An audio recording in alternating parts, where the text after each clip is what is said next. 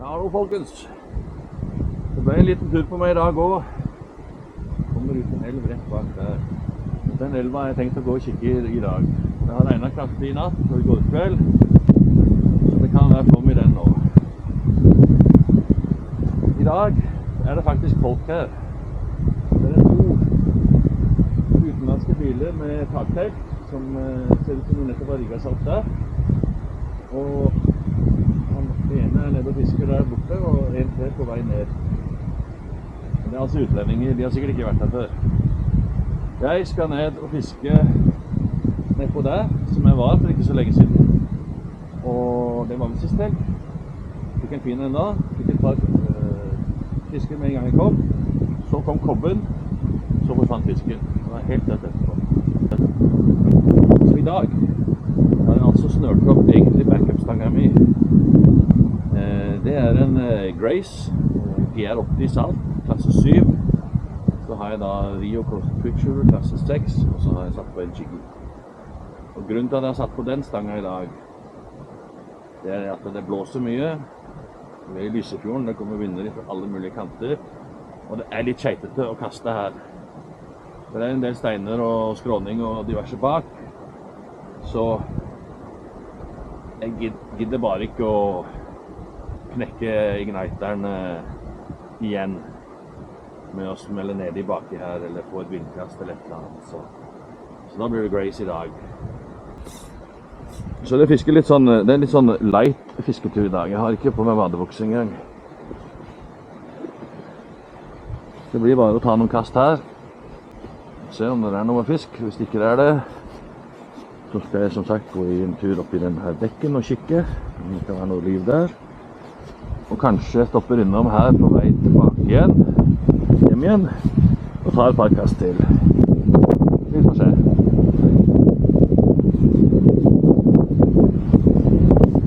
I dag det, jeg vet ikke om dere hører hva jeg sier nå, men jeg har ikke mikke på.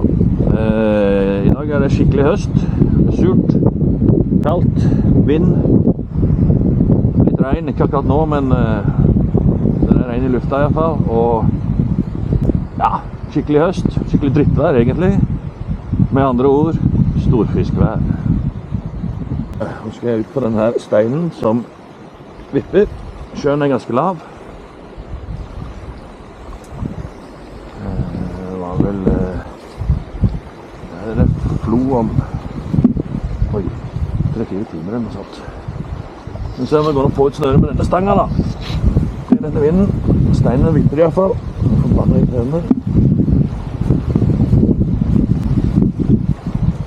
Hvis det noe fisk uti her, så har jeg gått en avtale på første kast.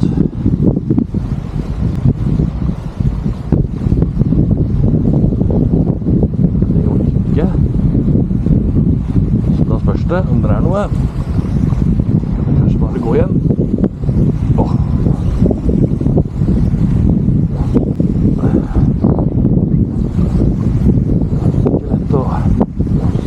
Denne motvinden altså. Ai, trenger ikke å kaste bak nå.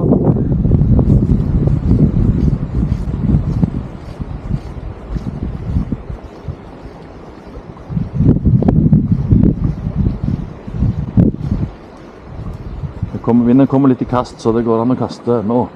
Nå det litt vind. Det går an å kaste mellom kastene, for å si det sånn, mellom vindkastene. Der kan det vel være fisk, kanskje. Det renner ganske mye her. Så det nok en liten flom I hvert fall. Ellers det meldt sykt mye regn på torsdag. Nå I dag det søndag. På torsdag I uka så det meldt 100 millimeter nedbør. Da kommer flommen.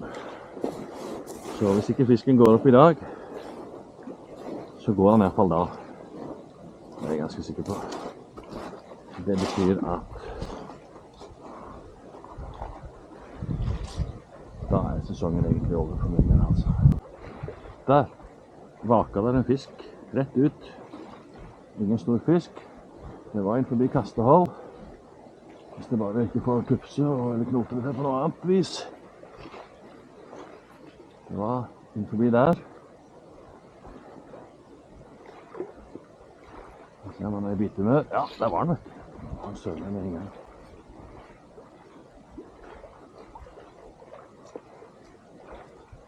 Den tok den.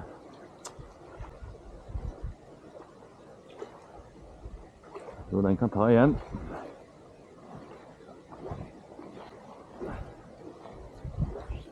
Oi.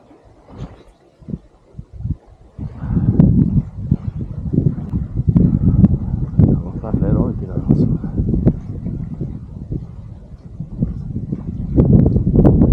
Der var den igjen. Hekka.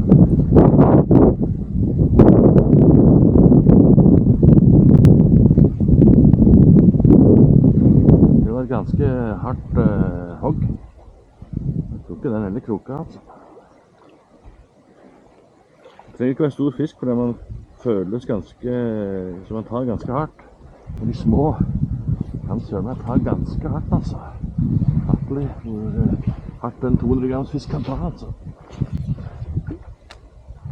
Nå må vi se, en gang til. Der var den. Der sitter den. Satte litt fart, ekstra fart. Så tok hun. Nappa først. Så ga jeg litt ekstra fart, og så tok hun. Det var jo ingen stor fisk. En fisk som blør kraftig. Han blør faktisk kraftig, den her.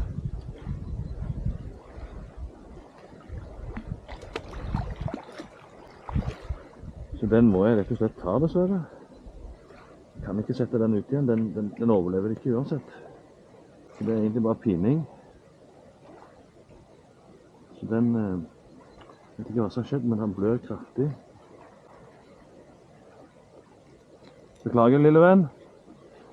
Det er like kjipt hver gang, det der, altså. Det er bare dessverre en del av gamet.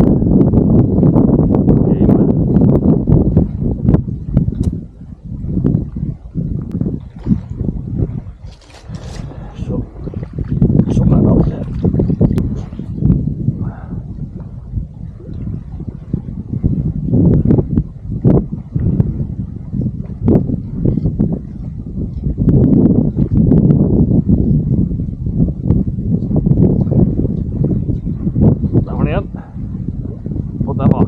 Lenger ute. Ok, det er flere fisker ute her. De står bak steinen.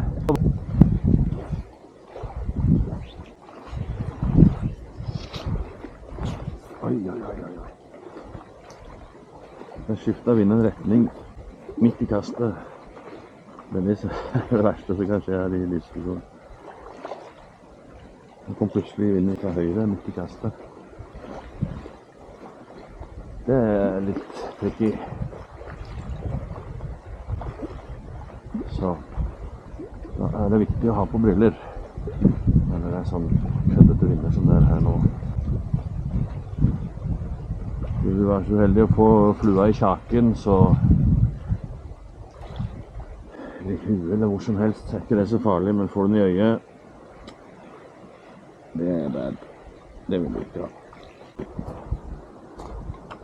Der oppe hvor de der har stelt seg opp, der er det en ganske halvstor, kall det parkeringsplass. God plass til både 1 og 2 bobiler sikkert, og campingvogner eller også helt. Så der er det jo ganske fint å campe, det er mange som gjør det i løpet av sommeren. Nedpå her, det blir jo kjempefint. Bålplass og bålplass der oppe også, for så vidt. Så telt eller bobil eller whatever, så er det fint å campe der og fiske nedpå her. Ja, det får du se. Det er jo ikke lett å se noe her da, men det jeg med en gang kan se, er at det er mye vann. Så det er definitivt mye vann, og definitivt mer nok vann der fisken går. Så fisken er nok i gang. Det er helt sikkert. Ja, nå har jeg kjørt opp i bekken. Bekken her, eller man kaller hva du vil. Det er jo smått utrolig å tenke på det at fisken faktisk går opp her da. Men det gjør den altså. Jeg har sett masse fisk lenger oppe andre år. De passerer her. Jeg har aldri sett når de passerer, det er liksom drømmen min også, å få sett det og gjerne få det på film. Når fisken passerer her. Men det kan godt hende han står og venter og vil ha mer vann. Kanskje var det mer vann her tidligere eller i natt eller et eller annet, at han gikk da. Så tar han en tur oppover og kikker. Hvis ikke så kan han komme tilbake igjen neste helg. Det er som sagt det er meldt mye regn på torsdag. Skikkelig mye, 100 millimeter. Da blir det flom. Da skal jeg tilbake igjen her og kikke. Jeg har aldri fått sett fisken når de passerer her. Jeg har sett masse fisk oppover. Det er enda verre stryk oppover som man skal forbi. Det er helt ufattelig at de kommer opp.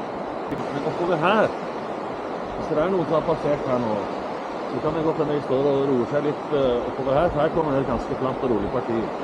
Der kan det stå fisk. Der skal jeg gå og kikke nå. Ja, dette greiene her, det er ikke bra.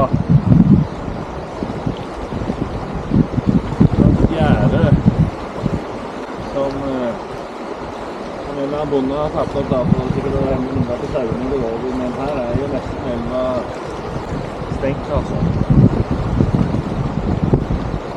Den er stengt, altså, men det er ikke helt bra.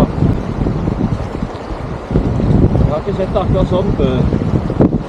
Jeg har vært og ryddet litt her før, altså, akkurat her. Men da så det ikke sånn ut. Det er kjøreprosjekt i Rogaland. Har dere vært her, eller? Den der liker ikke jeg, i hvert fall. Jeg tror nok fisken kommer forbi da, men ikke her. Det er bort på fisk da. Men det er jo helt umulig å se til da. Det er mindre. Under vann, kanskje. Det kan vi prøve. Det er ikke under.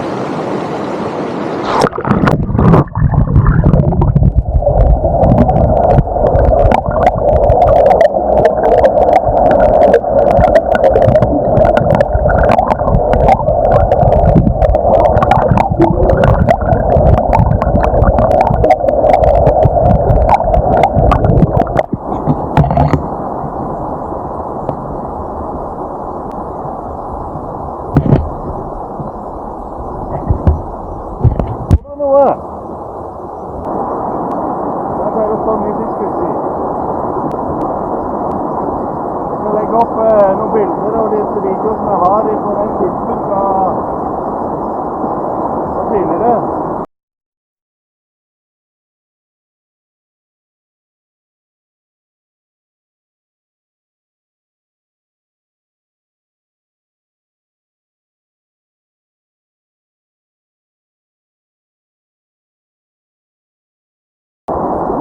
Fisken går også forbi den boksen der.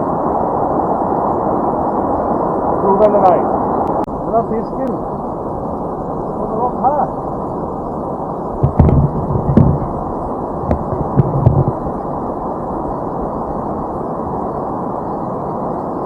Det er flott utrolig her. Så han kan komme seg greit fra der forbi, og så må han over det der. Det er ikke der på et eller annet vis. Røse delen der. Det har vært rått å få det på film.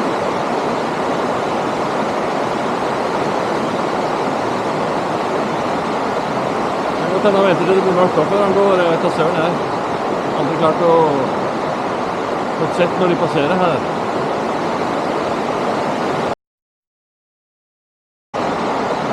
Jeg må godt hende han venter til det blir mørkt opp før han går. Jeg vet da søren her.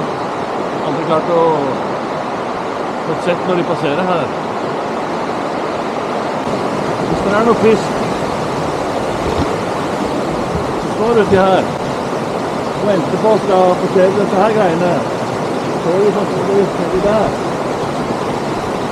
Så nå skal jeg prøve å stappe kameraet nedi der. Og se om det kan være noe nedi der. Her står jeg. Og nå er det noe annet.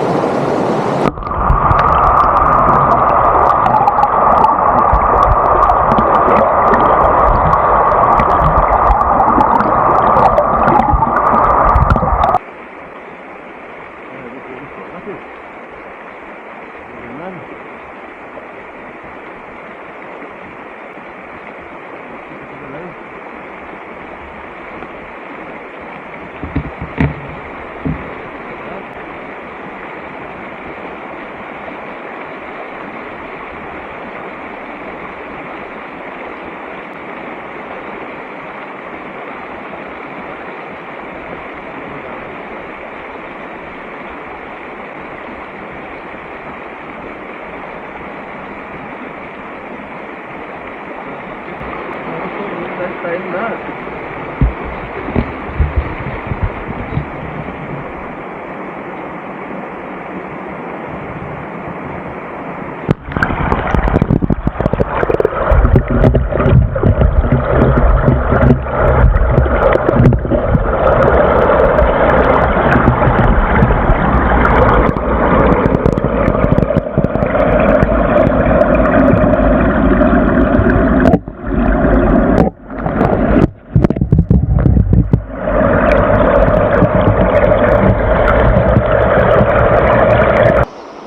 At det er mulig for fisk å svømme opp der.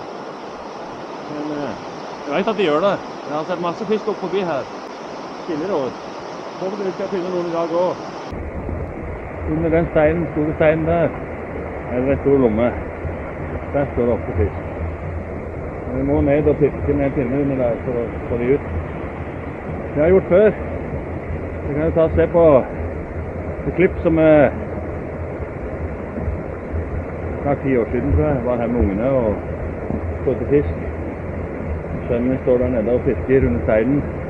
Det skal vi få se nå.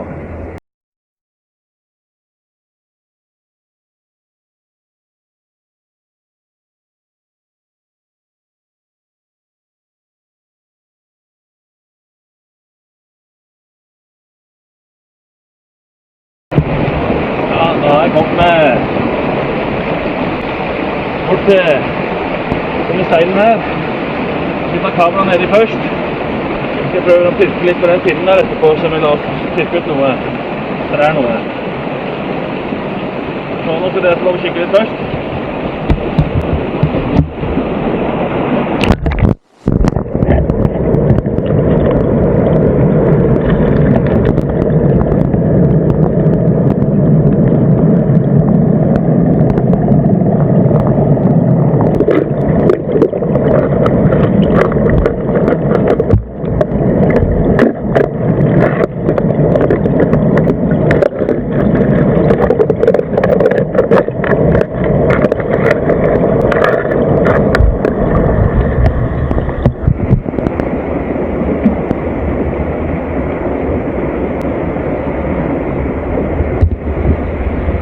Jeg så i hvert fall ingenting.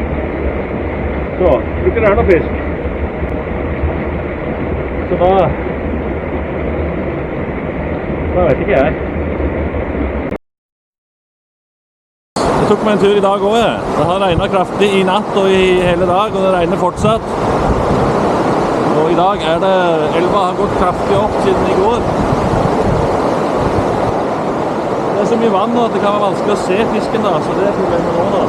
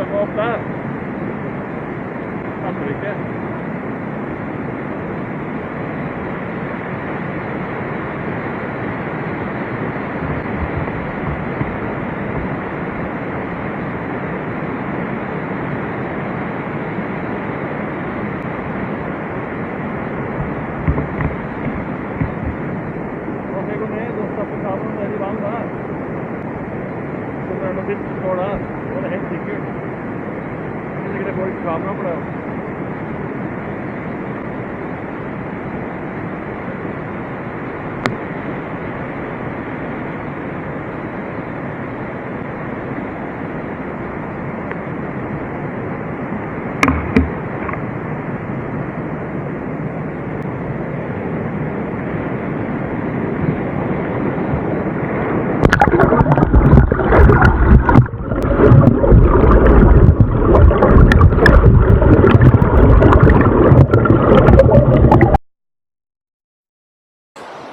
Ja, nå var jeg her igjen, og i dag er det lite vann. Det er egentlig sånn jeg er vant til å se med denne bekken. Jeg tror ikke det er noe fisk som passerer her nå. Jeg tror egentlig at all fisken som skal forbi her, den har gått forbi her.